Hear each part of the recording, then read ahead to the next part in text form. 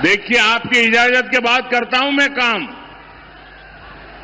जय मां दुर्गा, जय मदन मोहन, जय श्यामराय, जय एकतेश्वर महादेव, हर हर महादेव।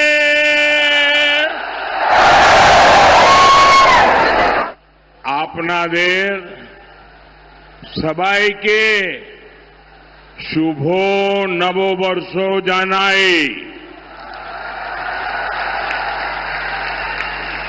बांग्ला नववर्ष शुरू होने के बाद मेरी ये पहली जनसभा है। आज अक्षय तृतीया का शुभ दिन भी है।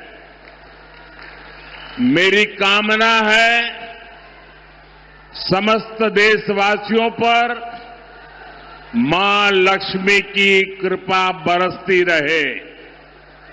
साथियों, ऐसे पावन अवसर पर ये सभा मंदिरों के इस शहर में होना अपने आप में सौभाग्य की बात है। आप यहां दूर सुदूर से आए हैं, बहुत लंबा सफर करके आए हैं, और मैं देख रहा हूं कि बंगाल में जहां भी जाता हूं, हर जनसभा पहले से ज्यादा बड़ी होती जा रही है। सारे पुराने रिकॉर्ड टूट रहे हैं। मुझे बताया गया 2-2, 3-3 घंटे से लोग बैठे हैं। ये सुबह का समय है और मैं देख रहा हूं धूप में कितने लोग खड़े हैं। उधर हेलीपैड पर मैं कल्पना नहीं कर सकता हूं ये माहौल, ये प्यार, ये उत्साह, ये उमंग, ये निर्मम सरकार के प्रति गुस्से का भी प्रतीक है।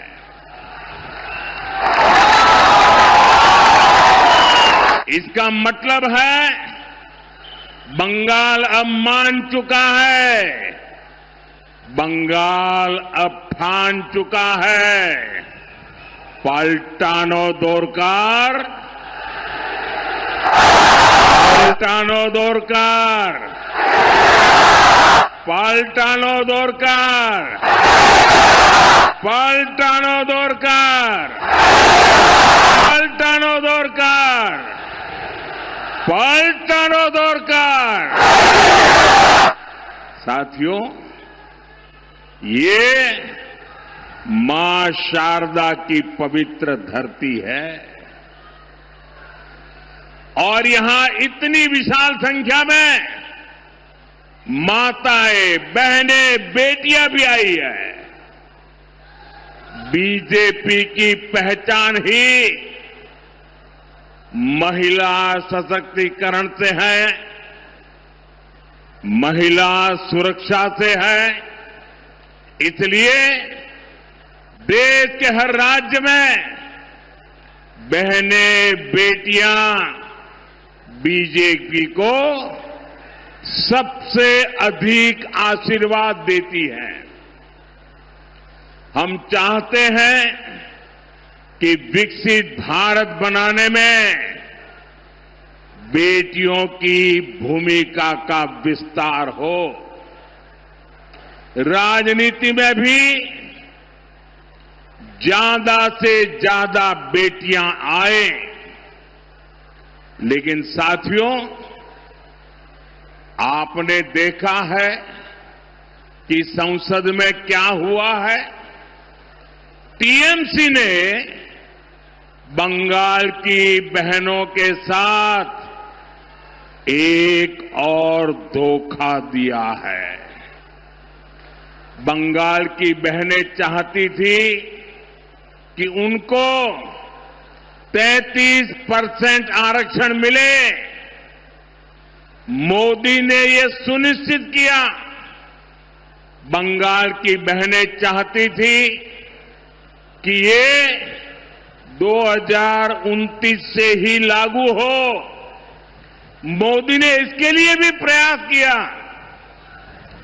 लेकिन टीएमसी नहीं चाहती थी कि बंगाल की बेटियां ज्यादा संख्या में एमएलए बने, ज्यादा संख्या में एमपी बने, क्योंकि बंगाल की बेटियां इनके महाजंगल राज को चुनौती दे रही है।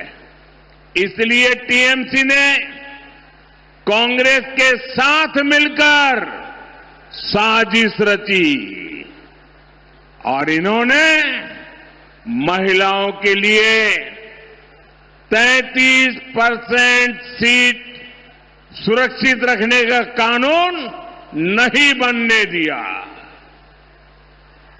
साथियों, ये वही टीएमसी है जो घुसपैठियों को लाभ देने के लिए हर कानून नियम तोड़ देती है।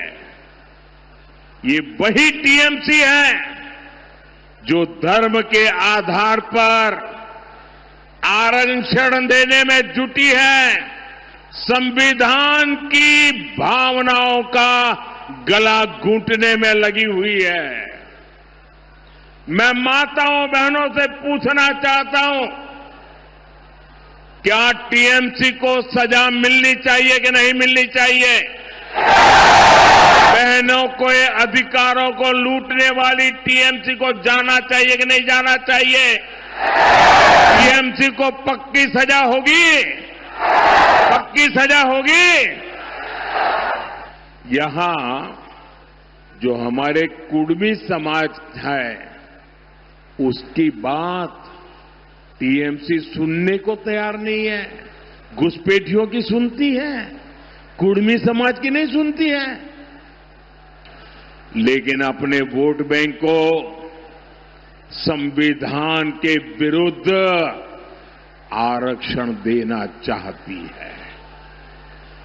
कोलकाता हाईकोर्ट बार बार कह रहा है ये नहीं चलेगा, लेकिन महाजंगल राज ऐसा है कि ये कोर्ट की भी नहीं सुनते।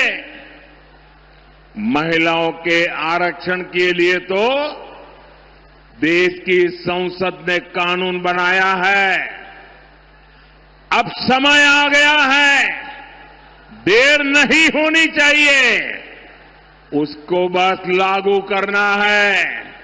लेकिन टीएमसी को ये पसंद नहीं आ रहा है।